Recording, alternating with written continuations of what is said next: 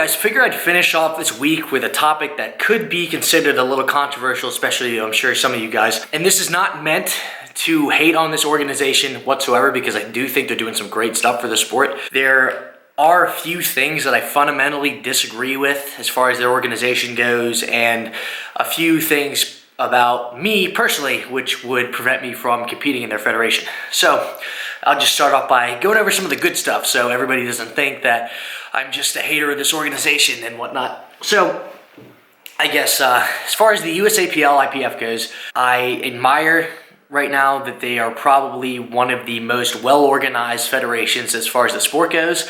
I really think they're going to be doing a lot for it with over 15,000 lifters. And they're the only federation right now that actually has a world stage. I mean, I get it. It's a prestigious thing to actually be able to compete on a stage like that.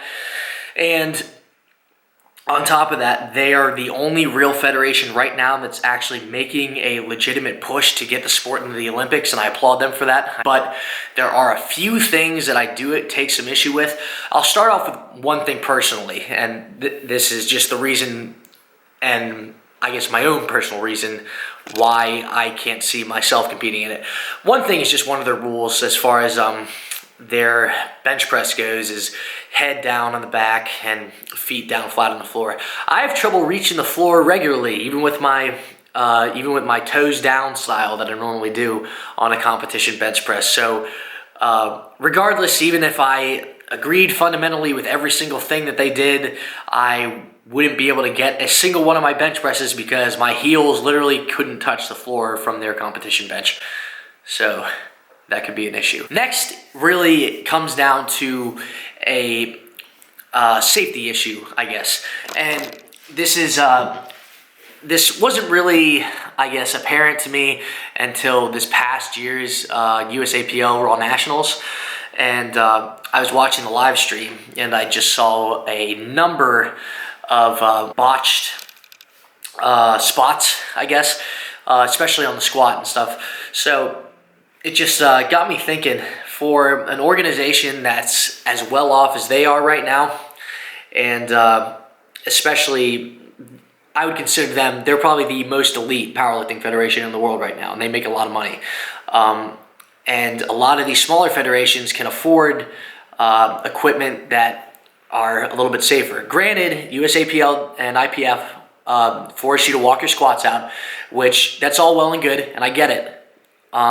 But could we possibly get some of those things like that Blaine Sumner has when he squats, when he trains, so that if, let's say, Blaine or Ray Williams, if you have 140-pound guys spotting them, that if they roll 1,000 pounds off their back, that all four of those guys don't end up going to the hospital? I don't know. To me, just having no safeguards there could be a potential issue, which is why I personally like competing with a monolift. I don't know, just more of a peace of mind thing. I want my squat set anyway, as you guys probably see when I train, but I'm just saying. The other thing really comes down to the whole expense thing as far as the athletes go. To me, if you compete on a world stage and you're paying your own way, in some people's cases a couple $1,000s, I think that you should be able to have your own coach come with you and be able to choose your own attempts and whatnot, but that's not the case right now. And I get it, it's coming from a team perspective where you are probably going to have whoever your coach is. Well, the family's name escapes me, who is actually coaching the IPF powerlifting team.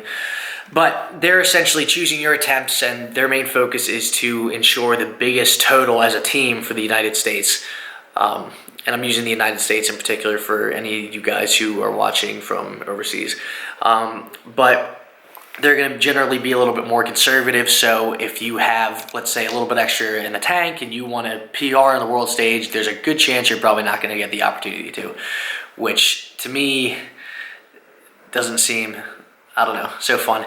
I guess the last thing really, and those are my only really two big issues with the IPF, just from their fundamental standpoint.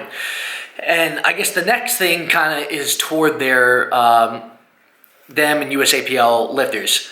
And I know plenty of guys who compete in both of them who I really like, but for some reason, and I think it's because they are a very prestigious powerlifting federation, there are plenty of people who are kind of in the middle, not really the elite, but kind of dead even, who kind of look down on people who compete in other organizations. There's definitely an elitist mentality that kind of comes along with it, and I'm not saying everybody has it, because that's definitely not the case. I have plenty of friends that are in those federations, but it's I don't know, it's something that I think needs to get moved away from, because at the end of the day, and I don't know if everybody shares this sentiment with me, but to me, when I lift, it's all about beating myself and I guess beating my previous bests.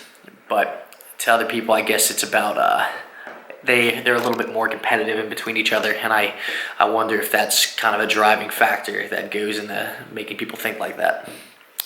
I don't know. Anyway, that's the reasons why I choose to stay away from those federations. Again, I think they're doing some great stuff for the sport. And there's only, like I said, if they made those changes, then I'd probably be all over it, except for the fact that I can't keep my feet down when I bench.